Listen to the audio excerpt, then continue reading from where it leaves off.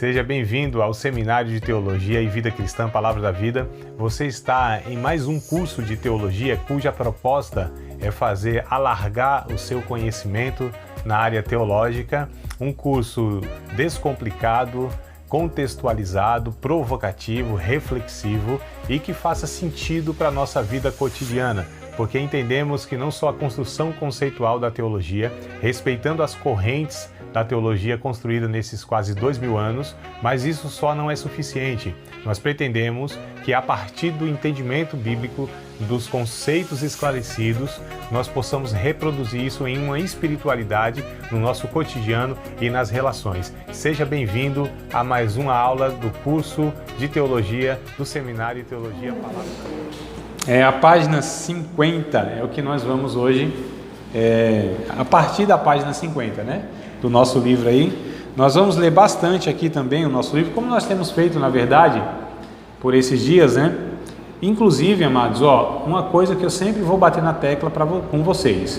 Tendo o livro aí, cada matéria que a gente tiver, aproveite e leia o livro, porque nem sempre eu vou conseguir fazer isso aqui que eu estou fazendo, essa matéria não tem um pouco mais, né? Lendo mais com vocês, extraindo aqui. Geralmente o que eu faço? E qual é a proposta do curso? É para que vocês venham, assistam a aula, participem, interajam, contribuam com a aula em si, né? Com isso aqui que nós temos esse tempo, que vocês leiam o livro, tá? Vocês leiam o livro, cada um tem um livro para isso, para ler o livro em casa, né? Junto com a Bíblia, lógico, que tem as referências, e para que também, conseguindo, compre os livros que a gente sempre indica, alguns deles, né? Eu indico lá 3, 4, 5, eu sei que não dá, né, irmão, para comprar todos aqueles que a gente sugere, né? Às vezes nem eu tenho todos, mas a gente, né, geralmente seleciona lá alguns e sugere para vocês.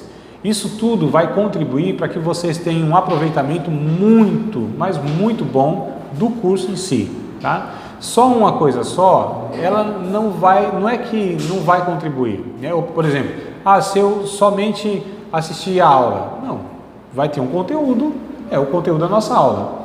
Mas se vocês investirem um pouco mais de tempo, de dinheiro, né, de esforço intelectual, vocês vão ter um aproveitamento muito melhor do curso, que é um conjunto, né? O curso, a proposta do curso é um conjunto. É o professor dando aula, é vocês lendo um livro, né, pesquisando lá, lendo um livro didático. Então, esse conjunto é que vai, assim, dar para vocês um aproveitamento muito melhor, tá? Então, vez por outra, eu vou sempre falar isso aqui, façam isso, façam isso, façam isso, vocês vão ver, só a leitura aqui, já vai ajudar bastante. Eu não vou conseguir ler, claro, em toda a aula, melhor dizendo, na aula toda, todas as páginas aqui, que vai até as 57, né? Então seriam 7 páginas, não vou conseguir porque eu quero refletir com vocês, eu quero aqui pensar com vocês e discutir algumas passagens, tá? Mas vamos lá, a partir da página 50, nós vamos ler.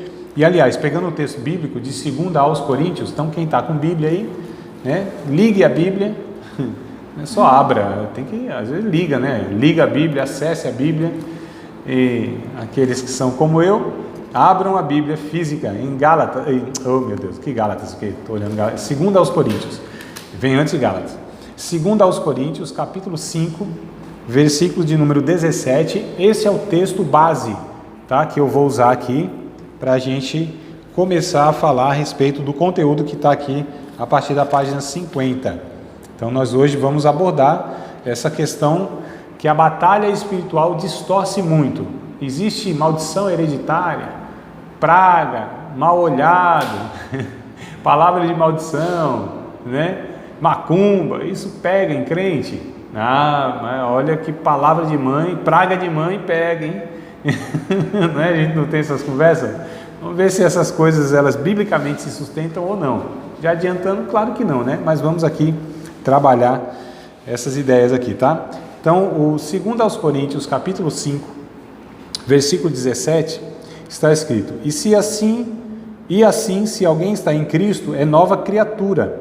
As coisas antigas já passaram e eis que se fizeram nova, né? Tá aqui, na página 50. Eu li na página 50, tá na Bíblia aí exatamente assim, ou diferente porque depende da versão, né? Inclusive o conteúdo vai discutir isso aqui, eu não vou ler aqui, tá? Então se vocês quiserem saber, lê depois aqui o início do conteúdo, mas escute isso, porque tem versões que vão falar nova criatura, outras vão estar nova criação, tá? Eu vou pegar aqui, que é a proposta do livro, a partir da ideia de que nova criação, o termo, né, se aproxima mais do que o autor, no caso Paulo, quis comunicar aqui, tá? Nova criação, porque não é só apenas o indivíduo, não é nova criatura como uma pessoa, dependendo da versão vai estar nova pessoa, nova criatura, não é nesse sentido que Paulo vai abordar no geral. Ele vai falar de nova criação como um todo, ou seja, como uma recriação de Deus a partir de Cristo Jesus. Criação, não só as criaturas em si. Porque quando a gente estuda as doutrinas bíblicas, escatologia, por exemplo, o que vai ser nos ensinado é o seguinte, que não só o ser humano foi resgatado, mas toda a criação de Deus foi resgatada, né? Então, na eternidade, haverá por assim dizer, um novo mundo, tá? Uma nova criação. Não é só o indivíduo, toda uma recriação, né, da Terra, não é da Terra em si como esse planeta, mas de um ambiente, é que eu não estou querendo usar a palavra cosmos, né, porque remete sempre a estrela, sol, essas coisas, que isso não haverá. Mas haverá uma existência, um ambiente que é chamado de eternidade, né, onde haverá de fato lugares, né, contexto geográfico, mas não tem nada a ver com essa realidade, irmãos, tá? Quando a gente lê Apocalipse, a gente vai ver, tem uma praça, tem um lugar onde as pessoas frequentam, tá? Não é nuvenzinha pulando de nuvem para nuvem, né?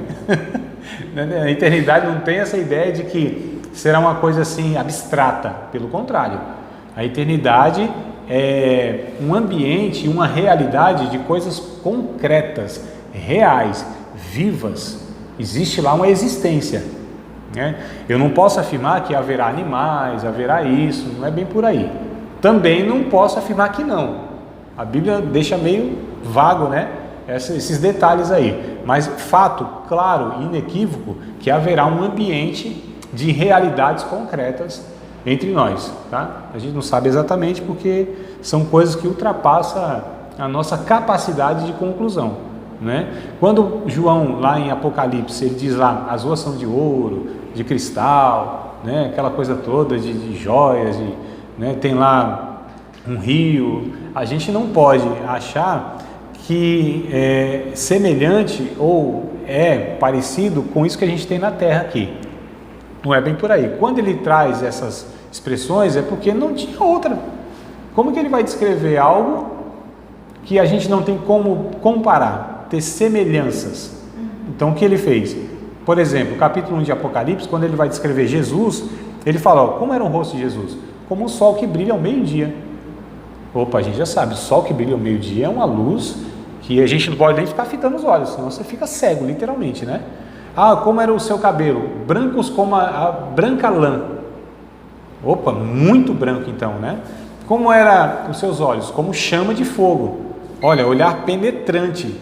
Mas não quer dizer que Jesus de fato tinha um rosto desse tamanho, brilhando, né, como o sol, que os seus olhos literalmente eram chamas e que muito menos da sua boca tinha uma espada saindo, literalmente. Então isso tudo a gente chama de figura de linguagem, né? Então, mas por que ele está usando esses elementos? Porque é o que nós temos para ter uma ideia, uma vaga noção do que de fato será na eternidade. Mas a eternidade será muito mais tudo, né? Mas só para a gente falar dessa questão aqui. Então, criação, esse é o termo que eu vou usar aqui. Na página 51, lá embaixo, ó, lá embaixo, na parte azul, assim, ó, essa partezinha azul aqui, ó, tá vendo? Partezinha azul aqui, lá embaixo, no penúltimo, né, parágrafo, que tem lá, as escrituras enfatizam especialmente, acharam essa leitura? Tá? As escrituras enfatizam especialmente a nova relação que aquele que está em Cristo mantém com Deus. Então, o foco aqui é o seguinte, ó, se alguém está em Cristo é uma nova criação, esse é o ponto da aula, tá? A gente vai discutir qual é a posição, qual é a condição de um regenerado, de um salvo. Nós vamos tratar a partir desse entendimento, tá? Então, a nova criação em Cristo, o discípulo de Cristo, o crente regenerado, o nascido de novo, o genuíno servo de Deus. Esse é o ponto, a partir disso que a gente vai discutir. o que é possível e o que não é, nessa dinâmica que a gente está falando aqui. Então vamos lá. Antigamente era filho da ira, dominado pelo mundo, pela carne, pelo diabo e debaixo do juízo de Deus. Qual era a condição do ser humano sem Cristo? Exatamente isso aqui, ó. Efésios, a gente está em 2 Coríntios, vamos para frente um pouquinho. A gente chega em Efésios capítulo 2, versículos de número 1 ao 3, tá? Que vai embasar essa afirmação aqui. Qual era a condição do ser humano antes dele ser alcançado pelo Evangelho e salvo, regenerado? Qual era a condição? Em que estado ele se encontrava? Diz assim, ó, Efésios 2, verso 1 até o 3. E vos vivificou, entenda essa palavra como ressuscitou, é a mesma coisa, tá? Estando vós mortos em ofensas e pecados, e em que, noutro tempo, andaste segundo o curso deste mundo, segundo o príncipe das potestades do ar, do espírito que agora opera nos filhos da desobediência, entre os quais todos nós também antes andávamos, nos desejos da nossa carne, fazendo a vontade da carne e dos pensamentos, e éramos por natureza filhos da ira, como os outros também. Olha o que Paulo está falando para os nossos irmãos lá em Éfeso. Olha, vocês estavam mortos, ofensas, pecados, eram filhos da ira, estavam sob o juízo de Deus, perdidos no mundo, né? A carta de Efésios aqui ele vai falar, inclusive no capítulo 2 aqui também, mais para frente, ele vai falar, vocês não eram da família de Deus, vocês não eram povo de Deus, vocês estavam sem Deus no mundo, enfim, vai falar a condição de uma pessoa antes de Cristo, né? É isso que ele vai falar, então só para a gente entender aqui. Então antigamente a gente era tudo isso aqui, tudo isso pesava sobre nós, tá certo? Então dominado pelo mundo, pela carne, pela velha natureza, pelo diabo. Então o diabo ele tinha também assim um domínio sobre as nossas vidas, através do poder do pecado, tá certo? Isso antes. Agora, diz o texto aqui, ó, agora foi perdoado e aceito por Deus, adotado como filho em Cristo. Já nenhuma condenação existe contra ele. Então Romanos capítulo 8, verso 1 e 2, quero ler com vocês também, tá? Embora vocês devem saber de cor e salteado esse texto, né, que é bem lido, pregado e mencionado, mas vamos ler ele aqui, o 1 e o 2 inclusive, tá? O livro só fala do 1 aqui, mas eu quero ler o 2 também. Romanos 8, 1 e 2. Portanto agora, nenhuma condenação há para os que estão em Cristo Jesus, que não andam segundo a carne, mas segundo o Espírito. Porque a lei do Espírito de vida em Cristo Jesus me livrou da lei do pecado e da morte. Não há condenação, não há mais poder do pecado, nem há mais poder da morte sobre a vida daqueles que estão em Cristo Jesus. Quem está em Cristo Jesus venceu o poder da morte, do pecado e da condenação. Entenda aqui, amados, olha aqui para mim. Quando a gente fala que o pecado já não tem mais poder sobre aquele que está em Cristo, não quer dizer que a gente não sofre os efeitos do pecado. O poder do pecado já não é mais sobre nós, ou seja, o poder de domínio. Para um servo de Deus, para uma pessoa regenerada, ele não é mais dominado pelo pecado, tá certo? Quem domina a vida dele é o Espírito Santo. Isso não quer dizer que ele não peca mais, não é isso. Quer dizer que ele não é mais escravo do pecado, embora ainda há alguns pecados na sua vida que precisam ser trabalhados. Ou melhor, não é trabalhado para o pecado, né? Vocês entenderam, né, o termo, né? Que a gente ainda precisa ser santificado em algumas questões da nossa vida, que ainda são práticas, não é prática como hábito, mas que a gente quer, porque a gente está no processo chamado de santificação. Mas o pecado não me domina mais, e o poder da morte também sobre mim já não tem mais efeito físico, ainda assim, infelizmente, mas eterno já não mais. Então, morte eterna, eu já não vou sofrer mais. Aqui agora eu já tenho a vida eterna. É o que a Bíblia ensina. Nós temos a vida eterna, nós somos salvos. Essas são as declarações da Bíblia, objetiva, clara, tá certo? Sem confusão nenhuma para interpretação. Então eu já sou salvo em Cristo Jesus, já tenho a vida eterna. Eu postei esses dias aí, não sei se foi em rede social, só foi num grupo lá de teologia, né? Que é o seguinte: o reino de Deus não é um lugar que os crentes vão depois que morrem. O reino de Deus é uma posição que eu recebo quando eu aceito Cristo. Então, quando eu aceitei Cristo, o reino de Deus, eu já pertenço a esse reino, tá certo? Tanto é que a gente não ora o Pai Nosso dizendo, venha a nós o teu reino. Isso está errado, né? Acho que a gente já aprendeu aqui, né? Não tem essa palavra, venha a nós, não existe. A gente vê um monte de irmão repetindo isso aí, né? Não vamos orar, venha a nós o teu reino. Não está escrito venha a nós, está escrito venha o teu reino. Isso é diferente. O que Jesus está ensinando lá é para que a gente ore e deseje que o reino de Deus seja implantado na humanidade de uma forma plena, tá? Porque o próprio texto de Lucas, capítulo 17, verso 20 e 21, ensina-nos o seguinte, o próprio Jesus, dizendo assim, vocês não digam que o reino de Deus está aqui ou está acolá, porque o reino de Deus não vem de forma exterior, mas o reino de Deus está dentro de vocês. Então, o reino de Deus, ou o reinado de Deus, é quando o Espírito Santo, ele vem sobre nossas vidas, né? E aí sim, rege a nossa vida, o regenerado. Só para a gente entender todas essas questões aí, tá? Isso precisa ficar muito claro na nossa mente, né? Então, a morte não tem mais poder, o verso 2, o pecado já não tem mais poder, o verso 2, e não há mais condenação para nós, o verso 1. Verso 1 e 2 de Romanos, tá? Vamos voltar aqui para o livro? Vamos lá? Então, ele não mais pertence a esse mundo, se desfaz. Então, aí acompanhando, né, Márcio? Ele não pertence a esse mundo que se desfaz, mas a época vindoura que já raiou no presente.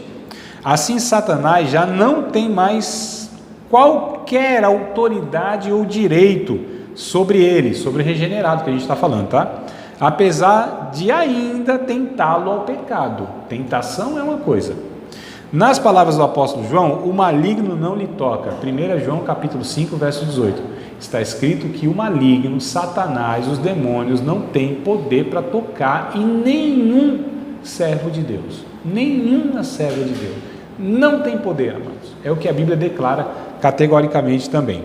Basta um estudo simples das Escrituras, na linguagem usada para descrever nossa redenção, para que não fique qualquer dúvida de que o crente, à semelhança de um escravo exposto à venda na praça, né, foi comprado por preço e que agora passa a pertencer totalmente ao novo dono. O antigo patrão não tem mais qualquer direito sobre ele, como rezava a legislação romana na época, né? Então, o que o livro está pegando aqui?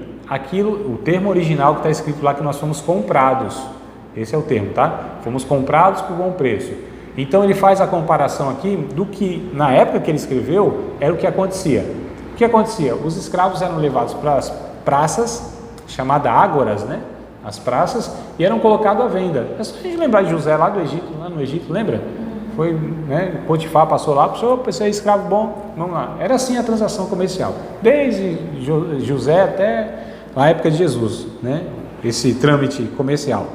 Então ele diz assim, ó, o antigo dono, quando ele vende o escravo, quando o novo dono do escravo compra, melhor dizendo, o antigo dono já não tem mais nenhum direito, porque ele foi comprado, né? Então ele faz essa comparação nesse sentido. Quando o diabo, que por causa do pecado tinha direito sobre nossa vida, ele perdeu, porque fomos resgatados, comprados pelo sangue de Jesus, o diabo perdeu. Simples assim, como diz o jovem de hoje, né? Perdeu. Tá certo? Não tem mais direito nenhum, porque nós somos resgatados, comprados, somos propriedade de Deus. É isso que a Bíblia vai nos ensinar, tá bom? Vamos continuar na leitura aqui, ó, que eu acho interessante. Assim, Paulo diz que fomos comprados por preço, está em 1 Coríntios 6 e 20, 1 Coríntios 3, 16, 17 e 18, 1 Pedro capítulo 1, verso 18, 19 e 20, enfim, nós temos diversos textos aí para reafirmar isso, né? Ó, então, 1 aos Coríntios 6 e 20, o termo que está lá é esse, ó, agorazo, que vem dessa ágora, né? Comprar, redimir, pagar um resgate para libertá-lo, é o termo que está lá no original. Que sendo agora livres, não devemos nos deixar outra vez escravizar. Fomos resgatados pelo precioso sangue de Cristo, que é o que eu citei para vocês os textos aqui, tá? O ensino bíblico acerca da relação que o crente desfruta com Deus precisa ser enfatizado em nossos dias, particularmente as suas implicações, a julgar por muito do que é dito por defensores do movimento de batalha espiritual. A gente vai ver o que eles falam, né, e o que a Bíblia diz que não. Então, a batalha espiritual quanto à atuação e ao poder dos espíritos malignos na vida dos crentes. Esse é o ponto, tá, irmãos? Falta ali uma visão e uma compreensão mais exata quanto ao ensino do Novo Testamento sobre o ser nova criatura, ou melhor, nova criação, né? Bem como quanto às implicações desse ensino para a batalha espiritual. Há pelo menos 2 ensinamentos da batalha espiritual que acabam por minimizar a eficácia da obra de Cristo, que são a demonização de crentes verdadeiros e a necessidade de quebrar maldições. Então, 2 pontos que a gente vai discutir agora. A batalha espiritual, eles dizem que mesmo sendo os cristãos, crente genuíno, tudo, ainda há necessidade na vida de alguns de quebra de maldição. Qual é o problema? E que crentes podem ficar endemoniados, é isso que eles afirmam, tá? Crente pode ficar endemoniado, não é bíblico, estou falando que eles afirmam. E ainda tem a necessidade de quebra de maldição. Qual é o problema disso aqui, amados? O grande problema de declarar e ensinar essas coisas, que é o que o movimento da batalha espiritual faz, é que a gente está colocando como a obra que Cristo fez na cruz do Calvário não foi eficaz para, de fato, nos libertar do poder do pecado, da morte e do diabo. Esse é o grande problema, tá certo? Quando há esse ensino, que ainda é preciso fazer isso, isso e isso, então a gente está declarando que o que Jesus fez na cruz do Calvário não foi suficiente.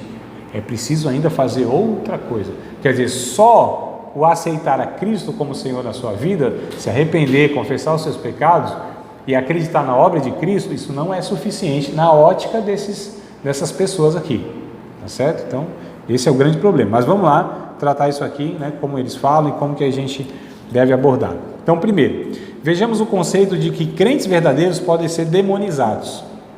Ela tem se tornado tão popular que muitos artigos, né, de revistas teológicas especializadas em aconselhamento, ao tratar das características da demonização, não fazem qualquer distinção entre crentes e descrentes. Então parece que para eles é a mesma coisa, né? Mas o que é demonização? É importante entendermos bem o que querem dizer quando empregam esse termo. Há 4 coisas que definem bem esse conceito. Então vamos lá, o que eles querem dizer por demonização. Demonização é diferente de possessão demoníaca. A gente está falando aqui do que eles dizem, tá, irmãos? Não é o que é o que eles dizem. Frank Peretti, pastor licenciado da Assembleia de Deus e autor do best-seller de 1998, né, que foi Esse Mundo Tenebroso, um cristão não pode ficar possuído por um demônio, mas pode ser demonizado. Era o que ele achava, o que ele acha, né? Lembra que a gente falou, cuidado com esses autores aí, né? Rebeca Abral, Paunice Milhomes, Daniel Mastral, outro aqui também, ó. Esse cidadão aqui, Frank Peretti, também é um cara herético, tá? Então vamos lá. Peretti, mas muitos líderes do movimento de batalha espiritual seguem a mesma distinção, como por exemplo, no Brasil, Gilberto Peckering, em seu livro Guerra Espiritual, ele acusa os tradutores da versão King James de terem colocado na igreja a direção errada ao traduzir o termo grego daimonizai, né, que está lá no grego, e seus cognatos por possessão demoníaca. Então ele diz assim, não, quem traduziu lá que é possessão demoníaca errou no termo. Então o cara está acusando o tradutor de errar aqui. Tudo bem, até aí nem tanto, mas o problema é que ele está errado, né? Não é que não pode ser questionado as traduções, é que ele está errado isso aqui. Mas vamos lá, deixa eu pular um pouquinho aqui e ir para o último parágrafo aqui, ó, da página 52. Daí a preferência pela tradução demonizado ou endemoniado. Estão acompanhando aí, amados? Acharam? Leitura? Então vamos lá. Pois expressa a ideia de que uma pessoa, mesmo crente, pode ter alguma área de sua vida debaixo do controle parcial de um ou mais demônios. Então o que eles dizem, resumindo?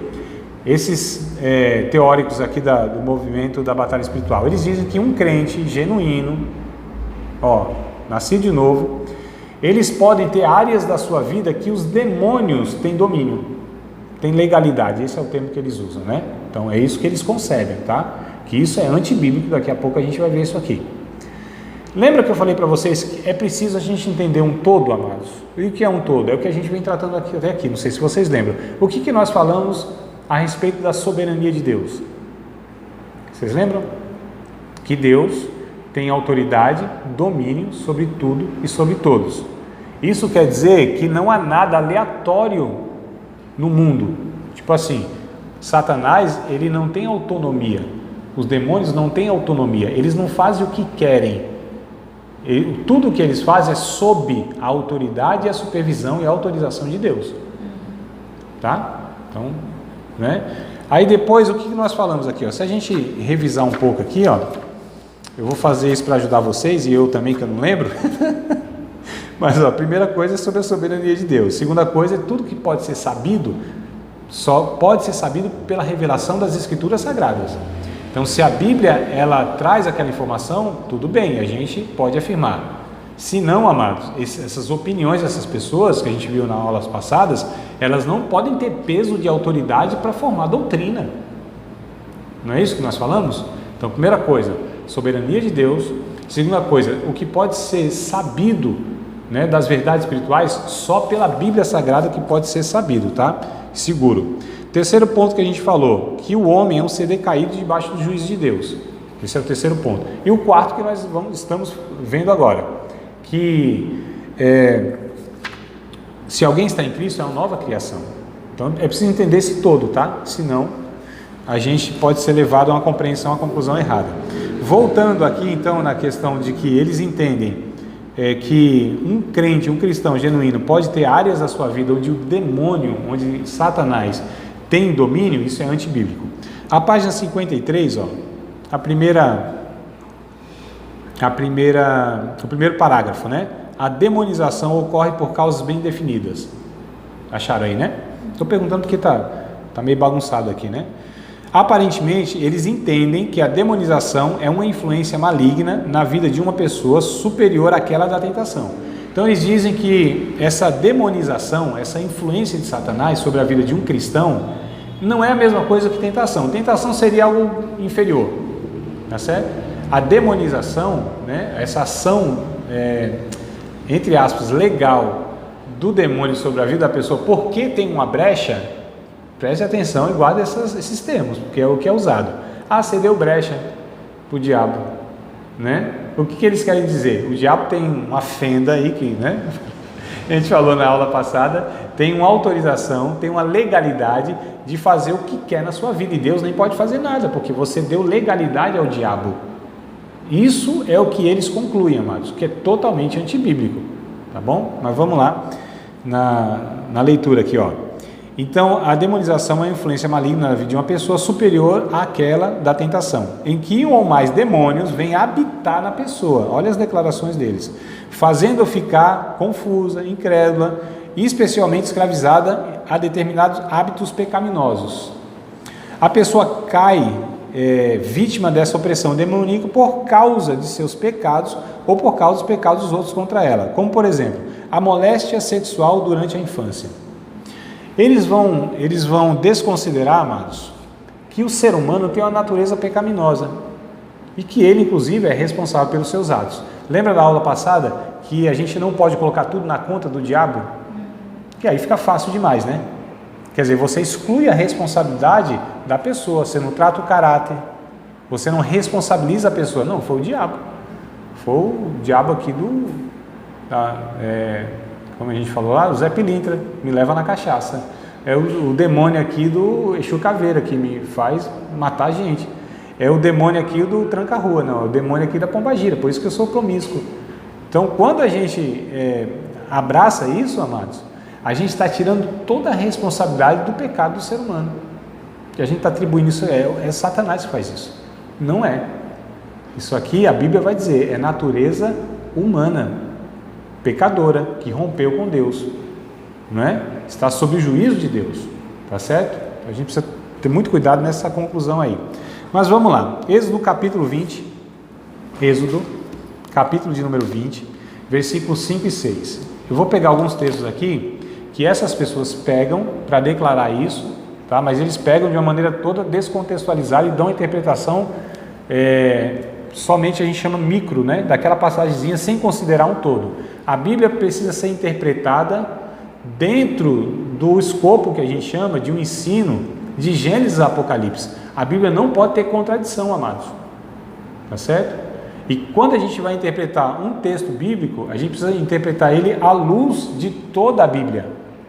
Antes que a gente leia, não leia não, preste atenção aqui, porque isso aqui eu acho muito importante. A questão é o seguinte, principalmente o Antigo Testamento, que é o que a gente está lendo agora, e a gente vai pegar outros textos. Quando a gente pega o Antigo Testamento para criar base de doutrina, ou seja, de verdade absoluta, a gente está correndo um risco muito grande se a gente não pega o Antigo Testamento e faz o link com o Novo Testamento. Tá certo? Esse é um ponto crucial, amados, para nós. Muitas heresias, se não todas elas, são formadas porque isso não é considerado. Ou seja, pega textos isolados, e principalmente do Antigo Testamento, e não busca a sua ligação no Novo Testamento. Se aquele ensino, ele continua ou não, se é aplicado a nós ou não, se só faz parte da antiga aliança ou faz da nova também. A gente tem que ter muito cuidado com essa questão. Cuidado com pessoas que pegam textos do Antigo Testamento, baseiam-se lá e não pegam, né? Ou seja, toda a Bíblia, para basear, porque fundamentar a doutrina em um versículo, principalmente do Antigo Testamento, com certeza aí vai errar e errar feio, né? Então, o Antigo Testamento, a palavra de Deus mas vamos tomar cuidado para não interpretar de uma forma parcial, né? Êxodo, né? Êxodo capítulo 20, versos 5 e 6. Qual é o texto que eles pegam para falar assim, existe maldição hereditária, né? Por exemplo, é esse aqui, não te encurvarás a elas, as imagens e tal, nem as servirás, porque eu sou o Senhor teu Deus, sou Deus zeloso, que visito a maldade dos pais nos filhos até a 3ª e 4ª geração daqueles que me aborrecem. Eles não dizem isso, tá vendo? Deus, ele amaldiçoa até a 3ª e 4ª geração. Para eles vão falar, existe maldição hereditária.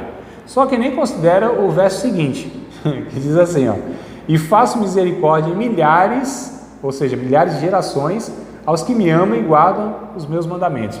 Qual que é o foco aqui? Não é a maldição, é a misericórdia e a bênção de Deus. Então a misericórdia triunfa no mínimo de 1000 por 4.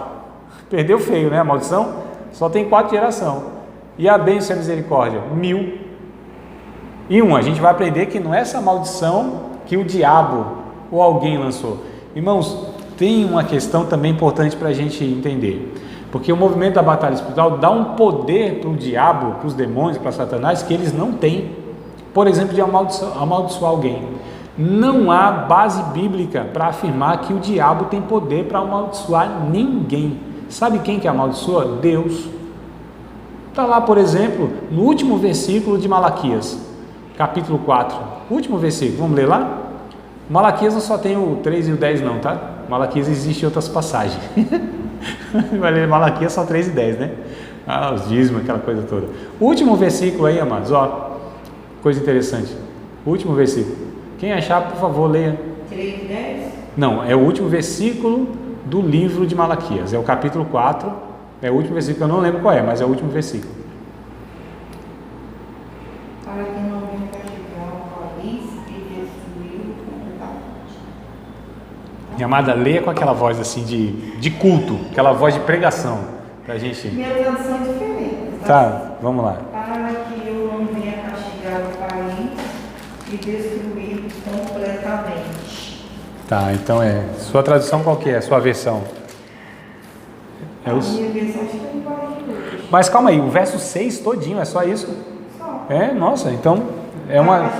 Ele fará com que o país e filhos... amada, calma aí, são os pais. São os pais. Tá. Então é por isso que eu estou estranhando. Eu falei, cadê os pais aqui? Não é possível.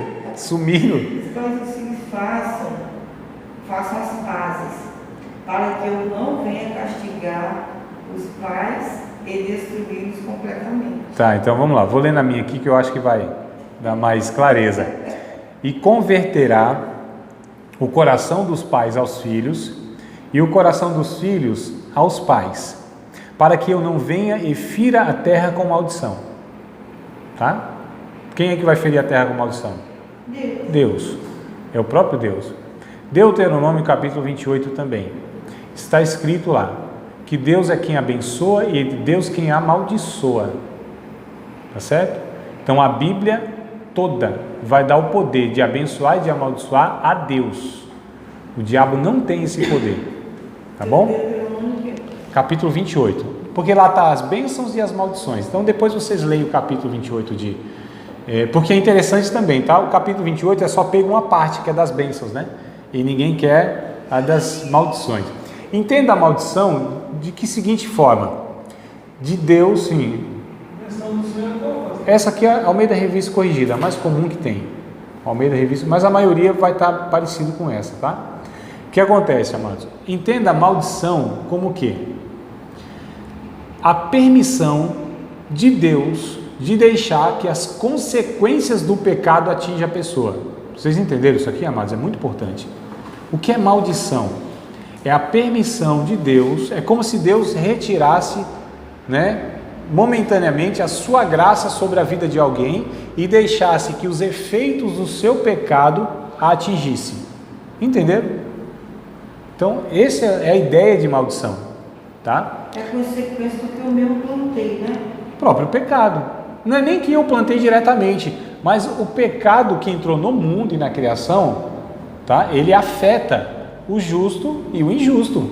Não é isso que a Bíblia ensina? Então essa ideia também é errada. Não, você está assim, tá top com Deus, está fazendo tudo que Deus manda, só vai vir bênção. Ó, você vacilou um pouquinho, vai vir maldição, né? Então essa ideia também, ela não é absoluta, tá certo? Porque Jesus inclusive vai ensinar em Mateus capítulo 5, né, alguma coisa assim, capítulo 5 mesmo, que a chuva Deus manda para justo e injusto. O sol nasce para justo e injusto. Salomão, ele quando escreve seu livro de Eclesiastes, né, de reflexão, aquela coisa toda, ele diz, ó, tem uma coisa que eu não entendo. Tem coisa boa que acontece a gente ruim, tem coisa ruim que acontece a gente boa. Como que vai entender isso? Não entende. São mistérios para nós. O mundo, a criação, não vive nessa lógica de que se você plantou coisa boa, vai colher coisa boa. Isso é uma probabilidade, mas também não exclui que pode vir coisa ruim, mesmo você plantando coisa boa. Tanta gente boa que sofre coisa ruim. Tanta gente que não tem nada a ver com a situação, por exemplo. A pessoa pegou um carro, encheu a cara, foi dirigir bêbado, atropelou uma família, matou lá 3 crianças e um casal. O que essas 3 crianças e esse casal fizeram para merecer aquilo? Ou para... Eles plantaram o quê? Então não foi o pecado direto deles, foi de outro. A gente está num ambiente só, irmãos, que é esse ambiente debaixo do pecado, injusto, né? Por isso Jesus disse para a gente orar, venha o teu reino absolutamente de justiça, de paz, de equidade, né? Então a gente precisa entender esse todo aí. Mas vamos lá, só para a gente entender que então esse texto que é usado por eles, que Deus visita a maldade dos filhos nos pais, não é exatamente como eles falam. E a ênfase do texto é que a misericórdia de Deus, ela é infinitamente maior do que as consequências do pecado sobre a vida de uma pessoa. Então o foco aqui são as misericórdias e não a maldição, tá certo?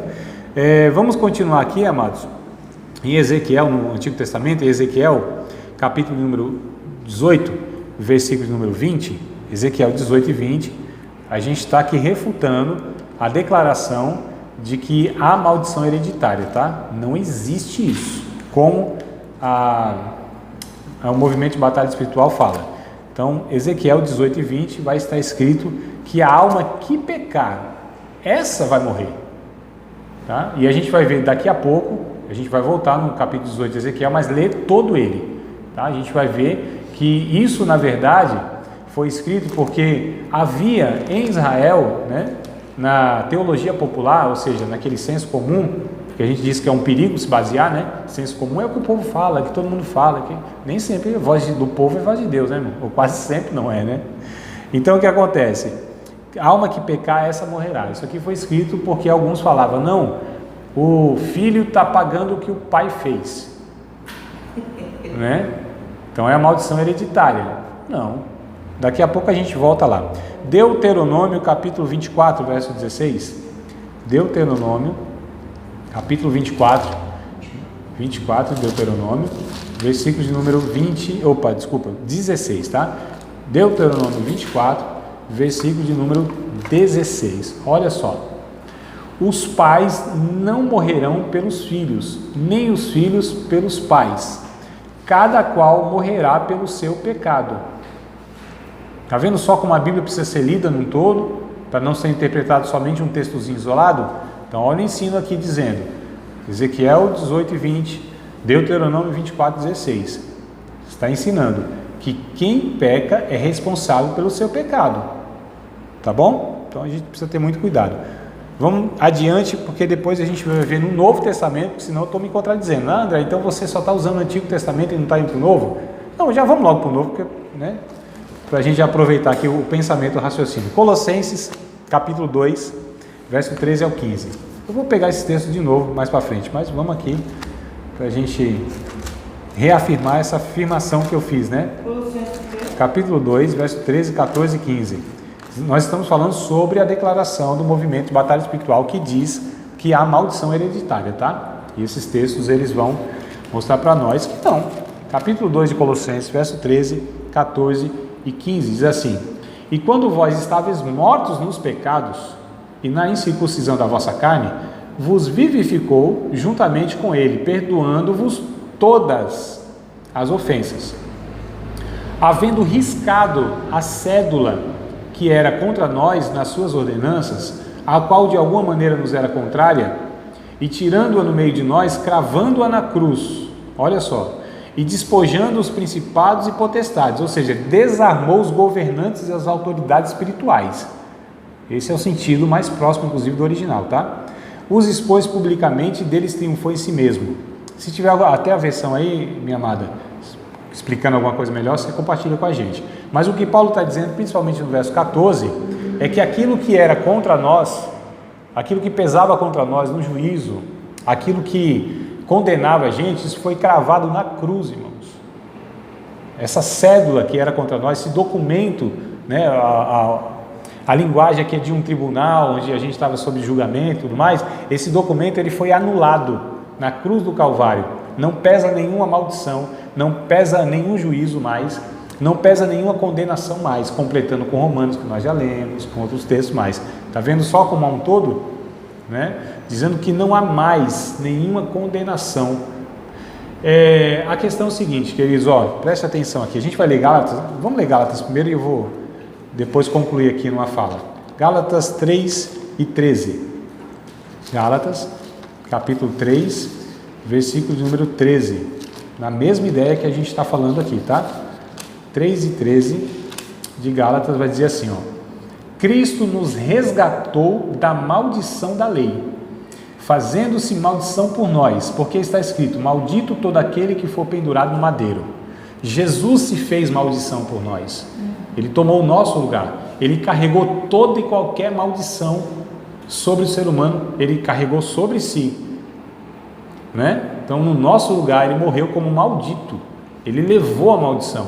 Então, diz aqui, nos resgatou da maldição da lei. Tudo que a lei trazia, denunciando que nós éramos dignos de punição eterna. Jesus, ele apaga isso. Já não há mais nenhuma condenação para os que estão em Cristo Jesus. Tem também, por causa aquela passagem de Finéias, que eles entravam no templo, os dois, o filho. Não sei se era. De Eli, né? Aí ele caiu para trás. Aí eles falam também que foi por causa da consequência do pecado dos filhos, que o pai morreu por causa da consequência do pecado dos filhos. Não, não foi. Não foi. Não, o texto não dá nenhuma margem para pensar isso aí, não. Ele morreu porque ele caiu da cadeira lá, porque ele, quando recebeu a notícia que a arca foi levada, né? Ele ali se assustou e tal, ficou e caiu. Era um homem bem obeso, caiu, quebrou o pescoço e morreu. É o que a Bíblia diz, é um relato simples, assim, histórico. Não tem nenhuma, né? Então, às vezes as pessoas viajam na maionese, como a gente diz na teologia clássica, né? Viaja na maionese e não sei de onde tira a conclusão. Assim mesmo, mas eu fui lá e li, eu vi que não era assim. Não é? Exato. Você ouviu isso também, irmão? Ouvi. Ouviu isso também? Não. Olha só. Aí agora esses dias eu estava falando, eu estou estudando porque eu sou muito crítica. Aí eu vou lá na Bíblia e olho se é aquilo mesmo. Tem que conferir, né? Se o texto, se o contexto. Não, fala um bocado de coisa por aí que de fato é nessa linha. A linha, às vezes pega exemplos diferentes, mas a ideia é essa, né? Que um morre por causa da consequência do outro. Não é morre fisicamente, é que há pecados que trazem maldição espirituais sobre a vida de uns por causa de outro. E não tem como, Deus responsabiliza o indivíduo pelo pecado. Esse é o ponto. Deus responsabiliza o indivíduo, como nós lemos. A alma que pecar, essa morrerá. Mas a gente vai ver qual é o contexto que esse versículo que a gente pensou, né, ele está dentro dele e a gente vai entender melhor. Só estou trazendo alguns textos aqui, chave, mas a gente depois vai ver em que contexto que eles estão, tá? Então, vamos entrar aqui na leitura do livro, na página 53. A demonização de um crente verdadeiro pode ocorrer ainda por vários outros motivos. Estão acompanhando aí? Isso aqui é uma declaração, mas não está certo, tá, irmão? Vamos entender que isso aqui é a declaração desse movimento. O pecado de seus antepassados, ódio, amargura e rebelião durante a infância, pecados sexuais, maldições e pragas rogadas por outros, e envolvimento com o ocultismo, né? Tais coisas são autoridade aos demônios para invadi-las. É o que eles falam, tá? O mesmo ocorre por causa de maldições hereditárias. Qualquer que seja a causa, os demônios invadem a vida das pessoas e nelas habitam. No caso dos crentes, eles permanecem em constante conflito com o Espírito Santo, que também habita nos crentes. Olha que coisa sem lógica. Eles dizem que os demônios habitam na vida dos crentes, causando todas essas questões aqui. Irmãos, é um negócio bem interessante. Como eu disse, praga, brincando, né? Praga, mal olhada, essa palavra maldição.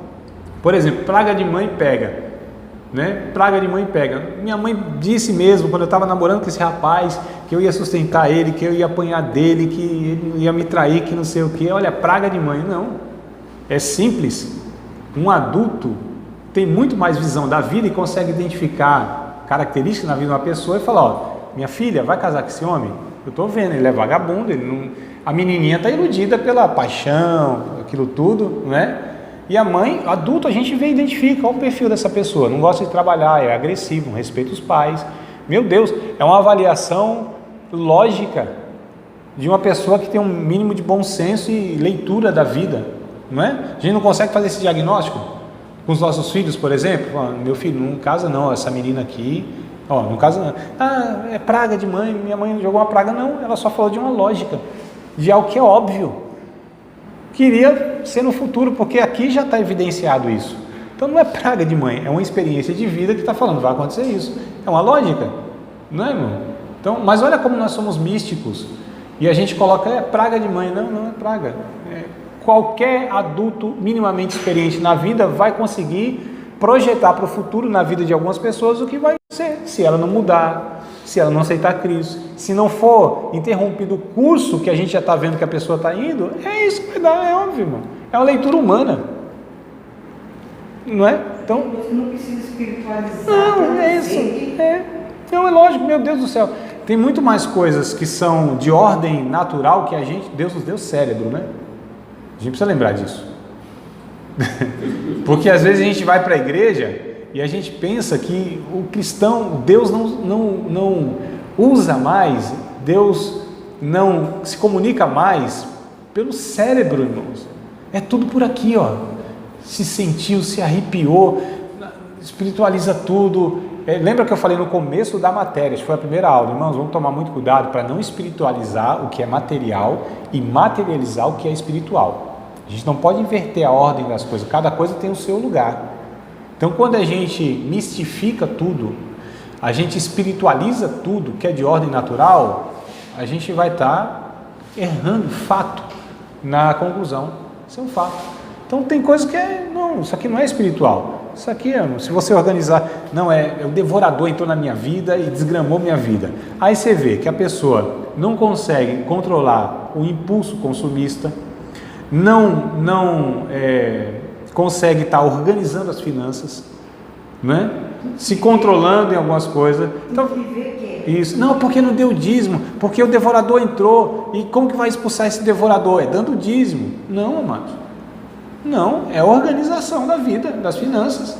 É simples assim. Mesmo porque essa questão de um demônio chamado devorador, onde está escrito isso? Pelo amor de Jesus Cristo. Malaquias está escrito lá do gafanhoto, o pulgão, a locusta. Meu Deus, é gafanhoto que a Bíblia está dizendo lá, né? Tinha até um memezinho que eu vi um dia nas redes sociais, os gafanhotos dizendo assim, nós somos gafanhotos, a gente não é demônio não, né? Então, coitado do gafanhoto lá, olhando assim e tal, né? Meio tipo triste, né? Estão achando que a gente é demônio, a gente é da criação de Deus. Não é, mano? Então, é uma má interpretação, o que vai dar? Uma má aplicação.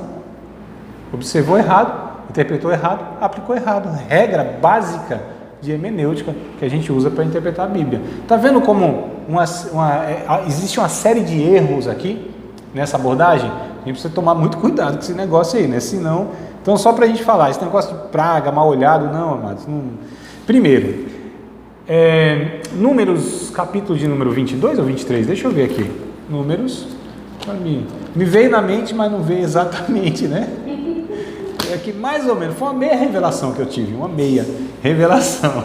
Números, acho que é 23, quando o Balaão, né? O Balaque, o Balaão, ele vai dizer, olha, contra Israel não vale encantamento, feitiçaria, macumba, ziquezira, toda essa bexiga toda aí que dizem. Então, vamos ver, Números 20, se eu abrir aqui eu acho. Só achar ou é 22 ou 23. Se vocês lembrarem aí, me fala. E se achar, leia também, tá? Deixa eu ver aqui, que eu acho que eu devo ter marcado, grifado. Capítulo de número 23, verso número 23. Ó, tão fácil, 23 e 23. Números 23 e 23. Pois contra Jacó não vale encantamento, nem adivinhação contra Israel. Nesse tempo se dirá de Jacó e de Israel que essas coisas Deus tem feito. A gente precisa lembrar do contexto. O Balaque, que era o rei, que não queria que o povo de Deus passasse no meio das suas terras, contratou um falso profeta chamado Balaão. Disse assim, amaldiçoa esse povo daqui, amaldiçoa. Ele tentou mesmo, porque ele queria o dinheiro. Ele sabia que não podia. Ele conhecia de alguma maneira Deus, Israel, né?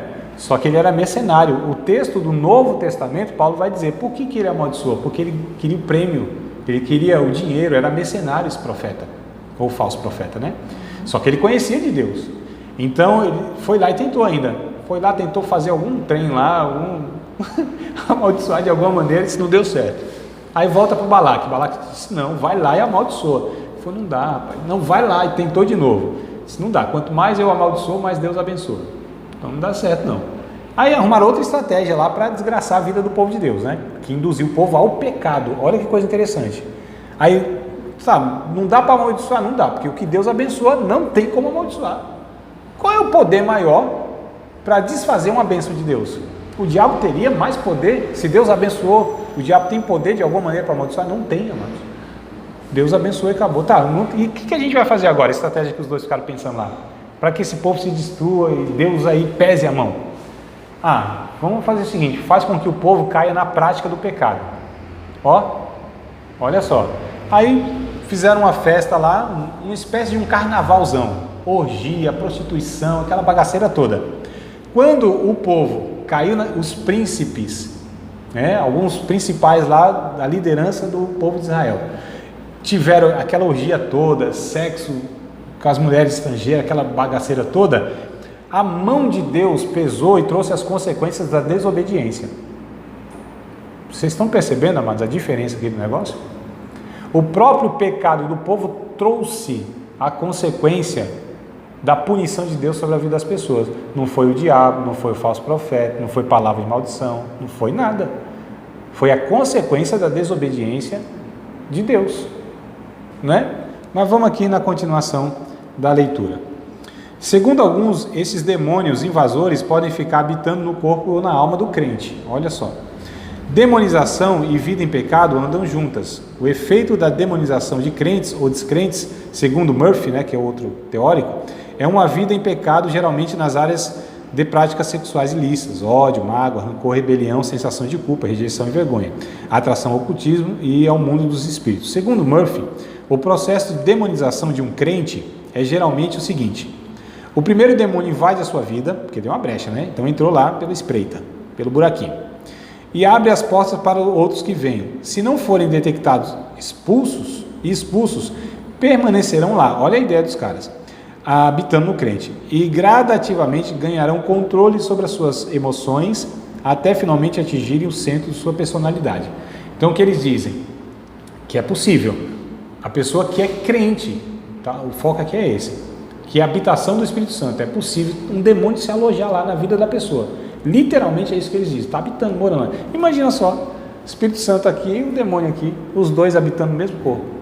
Uma coisa que não tem sentido, não tem lógica, não tem base teológica nenhum. Vem pegar na área da física, que diz que dois corpos não ocupam o mesmo lugar, já resolve o negócio, né?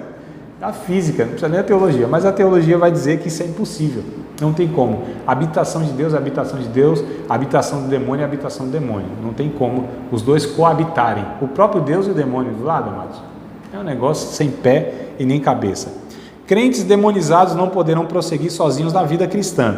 Precisam de ajuda de alguém que expulse essas entidades de suas vidas. Então eles colocam que tem que ter uma cobertura espiritual, que tem que ter alguém lá para interceder, para expulsar o demônio.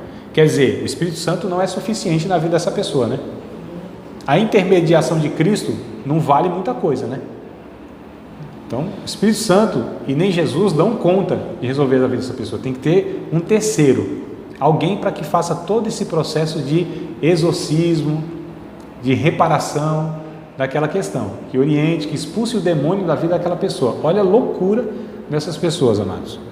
Embora o conceito de demonização seja uma ótima explicação para os hábitos pecaminosos que escravizam muitos crentes, que aí é fácil, né? É o demônio. Ele esbarra em algumas dificuldades exegéticas e teológicas. Há pelo menos 4 delas que podemos mencionar. O problema é mais que uma questão de tradução, como a gente falou lá, né? No começo. Então vamos lá. Mudar essa tradução aqui que mudaram de possessão, demoníaca e tudo mais, não resolve muita coisa não. A página seguinte, a 54, amados. Página seguinte, a 54. Primeiro, segundo, terceiro parágrafo, tá? Quero adiantar um pouquinho aqui. Terceiro parágrafo. Admitir que um crente esteja demonizado. Acharam aí? Então vamos lá. Admitir que um crente esteja demonizado é admitir que ele está debaixo do controle de Satanás, cativo à sua vontade, impelido a essas atitudes compulsivas. E, portanto, mesmo que a terminologia lá foi trocada, né, de demonizado para possessão demoníaca, que eles trocam lá, né? Mas a Bíblia diz possessão demoníaca. Possessão demoníaca é possessão demoníaca. O que é isso? É quando o demônio se aposta das faculdades mentais de uma pessoa. A gente viu lá no Novo Testamento já, né? Vocês devem ter lido, ouvido, enfim, sabem dessa informação. Que muitas vezes Jesus expulsou demônios de pessoas. Esses demônios causavam surdez, paralisia, epilepsia, cegueira e tomava mesmo a pessoa, assim, era possessão demoníaca, onde a pessoa não, de fato, ela não tem controle sobre a sua consciência e as suas atitudes. Então o demônio de fato fala com a voz da pessoa, né? Toma as faculdades mentais dessa pessoa, ela fica de fato possessa. Isso é possessão demoníaca. Para um cristão não há como se admitir isso, amados, tá? Mas o movimento de batalha espiritual, eles afirmam esse negócio aí. Mas vamos lá. Onde que eu estava aqui? O conceito agride, é isso, né? O conceito agride textos, é isso mesmo, amados? Estão acompanhando aí? O conceito agride textos claros quanto aos privilégios dos crentes. A questão é realmente aguda, pois a Escritura ensina que o crente está assentado com Cristo nos lugares celestiais, acima de todos os principados e potestades. O que vai ensinar é Efésios capítulo 1, verso de número... Não é esse 21 não, é 2, tá certo? Vamos lá, ler o texto, que aqui ficou todo confuso aqui na digitação, né? É problema de digitação, tá? Porque nem existe o verso 22, só vai até o 14, se não me falha a memória. Vamos para Efésios capítulo 1, que vai falar isso, vai ensinar isso. Qual é a posição? Lembra que eu comecei a aula falando sobre a posição do cristão, a condição do cristão diante de Deus, na questão espiritual? Vocês lembram disso, né? É isso aqui que está sendo falado por Paulo, tá? Se eu achar Efésios, eu leio. Estou tentando achar aqui. Efésios capítulo 1. Eu vou para um lado, a página gruda. Pronto. Verso de número 3. Bendito Deus e Pai de nosso Senhor Jesus Cristo, o qual nos abençoou com todas as bênçãos espirituais nos lugares celestiais em Cristo.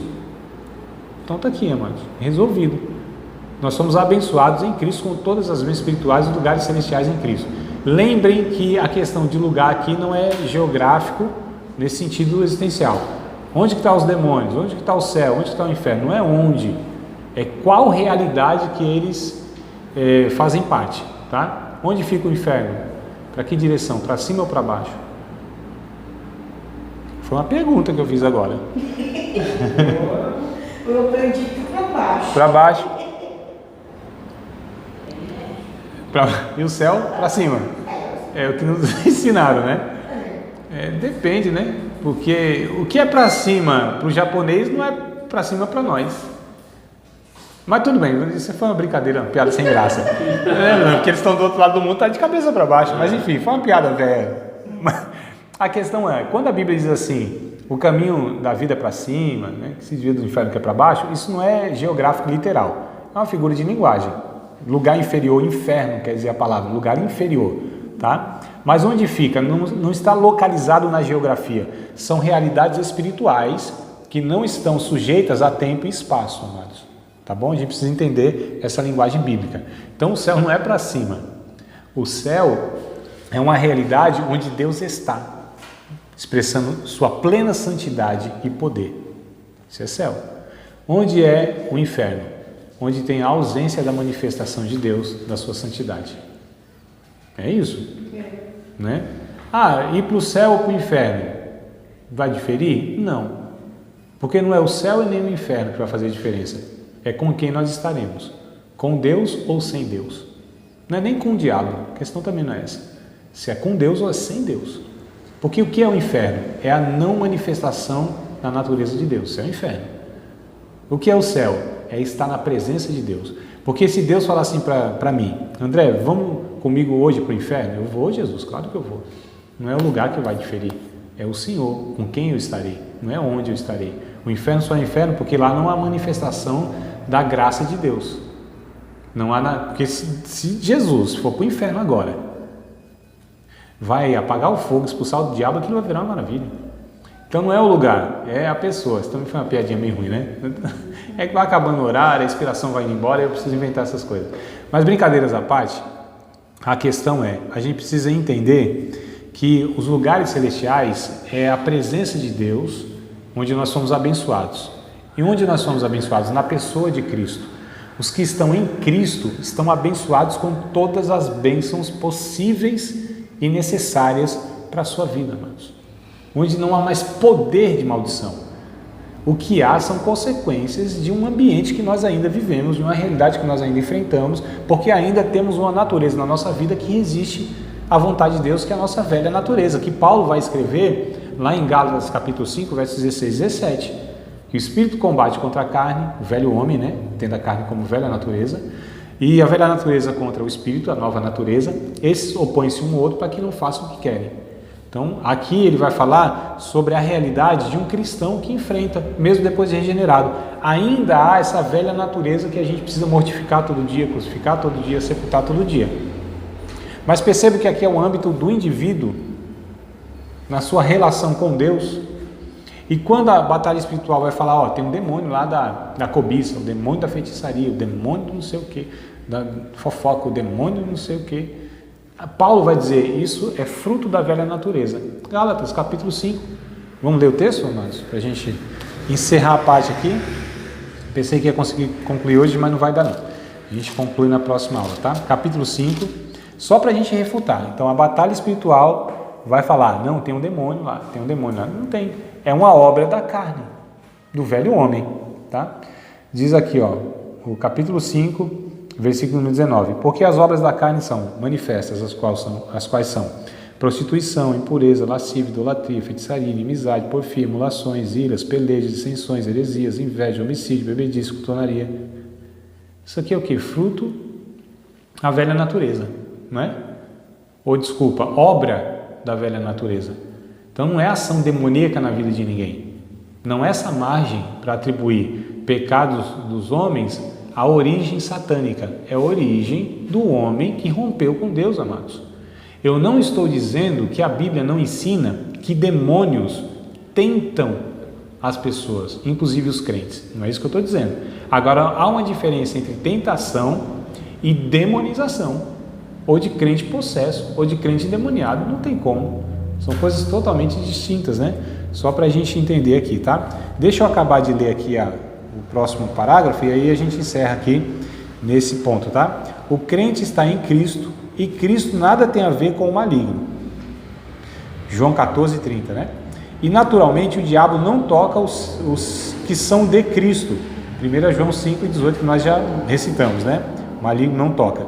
Pois o que está em Cristo, pois o que está no crente, que é o Espírito Santo, é maior que os espíritos malignos que habitam nesse mundo. 1 João capítulo 4, verso 4. Maior o que está em nós do que está no mundo.